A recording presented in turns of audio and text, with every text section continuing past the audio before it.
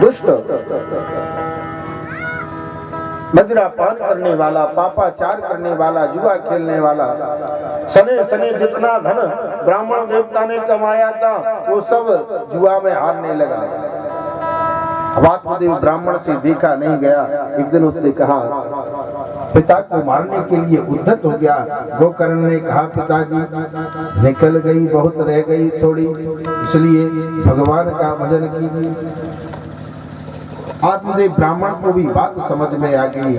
संत ने बिल्कुल ठीक कहा था। उसी समय घर को त्यागा, जंगल में चले गए और जंगल में जाकर के भगवान का भजन करने लगे।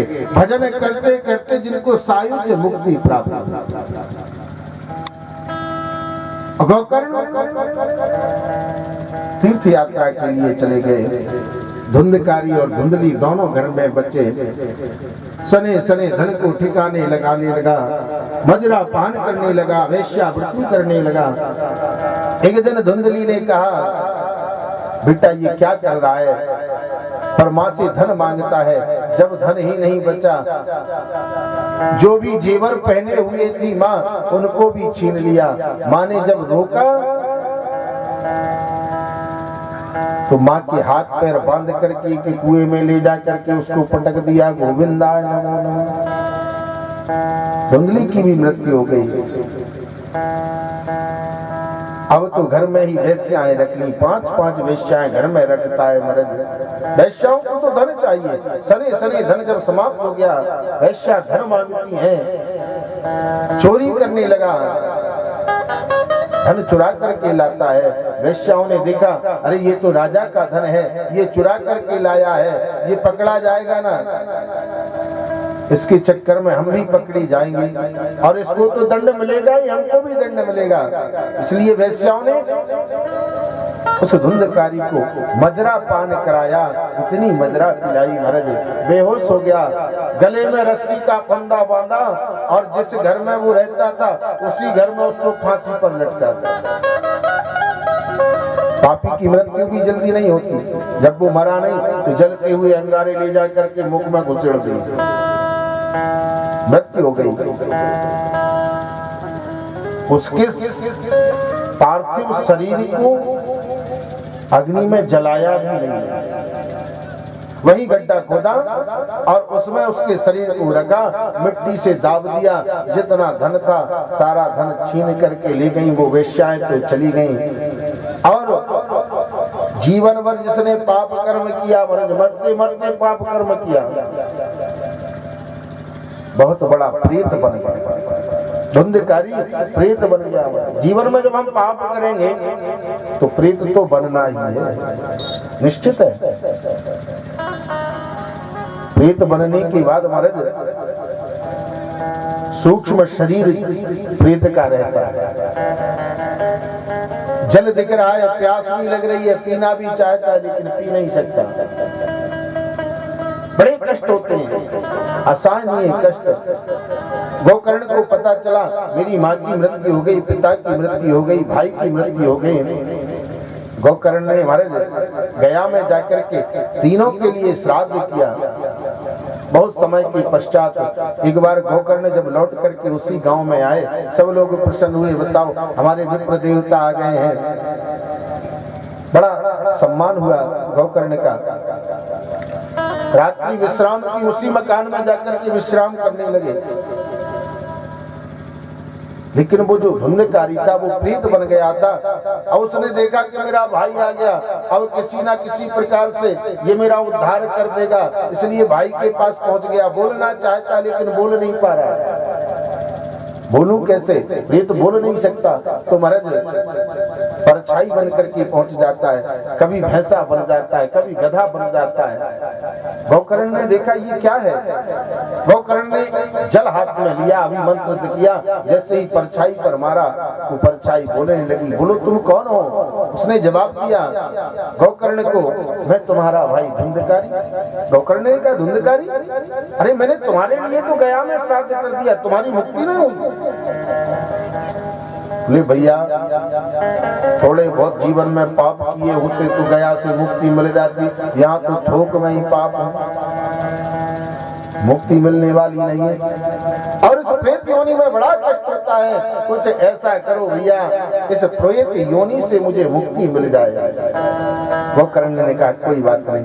प्रातः काल भगवान सूर्य नारायण को अर्घ्य दिया, प्रार्थना की भगवान सूर्य नारायण से, मेरा भाई जो प्रेत योनि में है उसको प्रेत योनि से छुटकारा कैसे मिले प्रभु, कुछ उपाय बताएं। तो सूर्य नारायण के माध्यम से गोकर्ण को आज्ञा मिली, साप्ताहिक ज्ञान यज्ञ करो, भागवत ज्ञान यज्ञ, जिससे तुम्हारे भाई की प्रेत योनि छूट जाएगा। गोकर्ण ने सबसे कहा भैया देखो हमें भागवत करना है। गांव वालों ने कहा बड़ी अच्छी बात है, आप भागवत करें, हम आपकी कथा को सुनेंगे। तुरंत तैयारी हो गई महाराज, पंडाल बन गया, व्यास मंच तैयार हो गया, गोकर्ण उस पर विराजमान हो गए। संकल्प लिया मेरे भाई की प्रेत योनि छूट जाए। हे प्रेत तुम्हारे लिए मैं कथा कह रहा हूँ, आओ आकर के कथा को सुनो। अब वो आया प्रेत, लेकिन पंडाल में बैठने को जगह ही ना मिली। वो बैठे कहाँ? प्रेत का जो शरीर होता है वो सूक्ष्म होता है। अब प्रेत मान लो आकर के यहाँ बैठा और हवा चली तोड़ करके बाहर चला जाए, ये परिस्थिति बन तुम्हारे।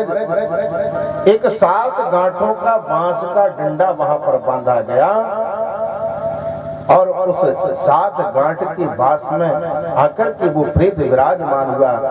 जैसे ही महाराज उसमें वो बैठा, पहले दिन की कथा हुई, पहली ग्रंथि टूट गई, दूसरे दिन की कथा में दूसरे दिन की गांठ टूट गई, और इस प्रकार 7 दिन की कथा में बांस की 7 गांठें टूट गईं।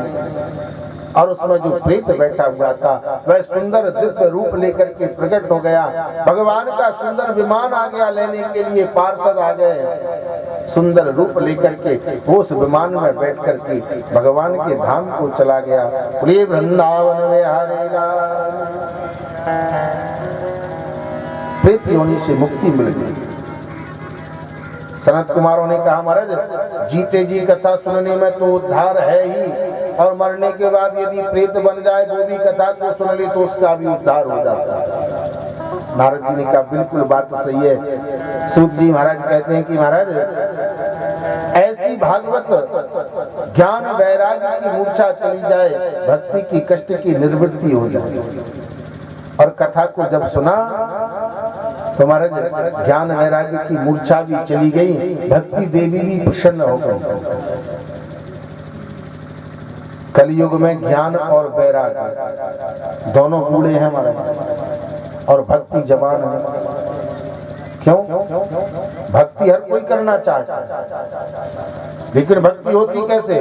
भक्ति बगैर ज्ञान और वैराग्य के नहीं होती। जीवन में ज्ञान भी होना चाहिए और वैराग्य भी होना चाहिए, तब जाकर के यदि भक्ति करोगे तो भक्ति श्रेष्ठ है। पर ना तो वैराग्य है ना ज्ञान है, केवल भक्ति, और इसलिए भक्ति जवान है। प्रेम से बोले राधे। सनत कुमारों ने ऐसी कथा को सुनाया महाराज, भक्ति देवी प्रकट हो गई, ज्ञान वैराग्य की मूर्छा चली गई। सनत कुमारों ने कहा देवी जी आप आ गई ना, बड़ी कृपा हुई। भक्ति ने कहा प्रभु बताएं मैं कहां पर जाऊं? तो सनत कुमारों ने कहा भक्ति देवी आप तो भक्तों के हृदय में जाकर के वास कीजिए, और भक्ति जिसके हृदय में जाकर के बैठ जाए, जिस हृदय में भी भक्ति बैठ गई उस जीव को भगवान से वो मिला ही देती। पहला दस्तलाधारी तरल गति दया चोदवा धारी, वीणाधारी सुरर्ष स्वर कुशल दया,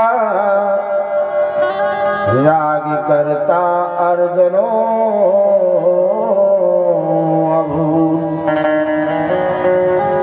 इंद्रो अवादीनम मृदंगम जय जय शुक्रा कीर्तने हे कुमारा। यत्राय भाव भगता सर सर चनया व्यास पुत्रो बभू। ऐसी दिव्य कथा महाराज प्रहलाद जी प्रकट हो गए महाराज। उद्धव महाराज कांसा बजा रहे हैं, देवराज इंद्र मृदंग को बजा रहे हैं महाराज। जय जयकार की ध्वनि सनत कुमार कर रहे हैं। बोलिए वृंदावन बिहारी लाल की। ऐसी सुंदर कथा